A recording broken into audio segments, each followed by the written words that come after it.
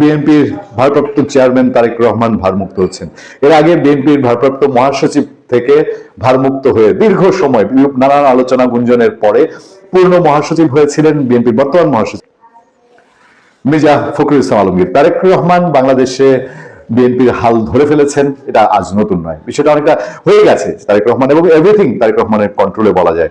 এবং সেটা যদি বলেন যে রাষ্ট্র ক্ষমতায় না গিয়েও রাষ্ট্র ক্ষমতার কাছাকাছি, এটা তিনি ঘোষণা। এবার ওই যে বিএনপির মহাসচিব যেরকম ভারমুক্ত হয়েছেন বিভিন্ন জল্পনা কল্পনার পর, তারেক রহমানের বিষয়টা সেরকম না। তারেক রহমানের বিষয়টা তার দেশে আসা না আসার উপরে ডিপেন্ড করে। যে জল্পনা কল্পনা শুরু হয়েছিল তিনি আসছেন আসছেন আসছেন না, আসছেন আসছেন আসছেন না, এবং শেষ পর্যন্ত তিনি এসেই পড়লেন।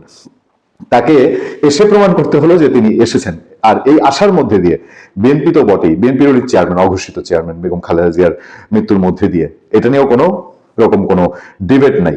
আপনাকে খেয়াল করতে বলি যে এই যখন বিএনপির মহাসচিব মির্জা ফখরুল ইসলাম আলমগীর বলছেন যে আমার সামনে দু তিনটা খবর দিয়ে আমি আমাদের মূল আলোচনাটা আপনাদেরকে নিব। বিএনপি মহাসচিব মির্জা ফখরুল ইসলাম আলমগীর জানিয়েছেন ভারপ্রাপ্ত চেয়ারম্যান থেকে 2-1 দিনের মধ্যে তারেক রহমানকে দলের নতুন চেয়ারম্যান হিসেবে ঘোষণা করা হবে। রোববার বিকেলে সিলেটের বিমানবন্দর এলাকায় একটি অভিজাত হোটেলে গণমাধ্যম কর্মীদের সঙ্গে মত বিনিময় সভায় তিনি কথা বলেন। এ সময় বিএনপি স্থায়ী ও কেন্দ্রীয় নেতা ও সিলেটের বিভিন্ন আসনে বিএনপি মনোনীত প্রার্থীরা উপস্থিত ছিলেন। এ সময় মির্জা ফখরুল বলেন নির্বাচন নিয়ে আশার সঞ্চার হয়েছে, নির্বাচনী পরিবেশ নিয়ে বিএনপির কোনো শঙ্কা নেই। আমি যে কথাটা আমি আপনাদেরকে বলছিলাম যে তারেক রহমানের কন্ট্রোলে যে সব চলে গেছে, একটা নিউজ পেপারের আমার সংবাদের ধারাবাহিকতা আপনাদেরকে বলি।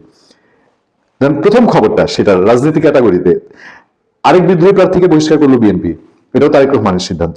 সুখবর পেল বিএনপির 23 নেতা, এটাও তারেক রহমানের সিদ্ধান্ত। তারেক রহমান সংক্রান্ত নিউজ। তারেক রহমানের সঙ্গে শীর্ষ ব্যবসায়ী নেতাদের বৈঠক। তারপরে খবর তারেক রহমানের সঙ্গে বিপ্লবী ওয়ার্কার্স পার্টির বৈঠক। তারপরে খবর তারেক রহমানের নির্দেশনায় সমৃদ্ধ নিরাপদ বাংলাদেশ গড়ব, শিমুল বিশ্বাস। তারপরে খবর তারেক রহমানের সঙ্গে জাতীয় প্রেস ক্লাব নেতাদের সাক্ষাৎ। এবং তারেক রহমান সংক্রান্ত আরো খবর আছে। মানে একটা পত্রিকার 1, 2, 3, 4, 5, 6টা নিউজ ক্যাটাগরিতে, পলিটিক্স ক্যাটাগরিতে যে নিউজগুলো সবগুলো হচ্ছে তারেক রহমান সংক্রান্ত। এবার আসেন মূল আলোচনা।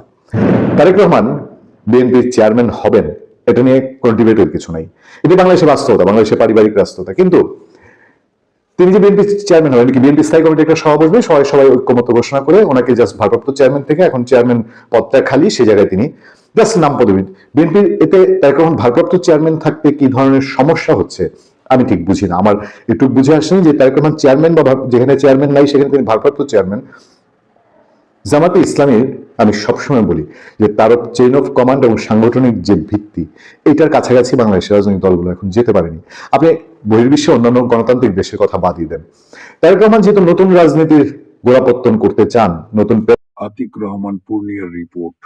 এই চেয়ারম্যানশিপটা আমি আবারও বলছি, আপনারা বিএনপি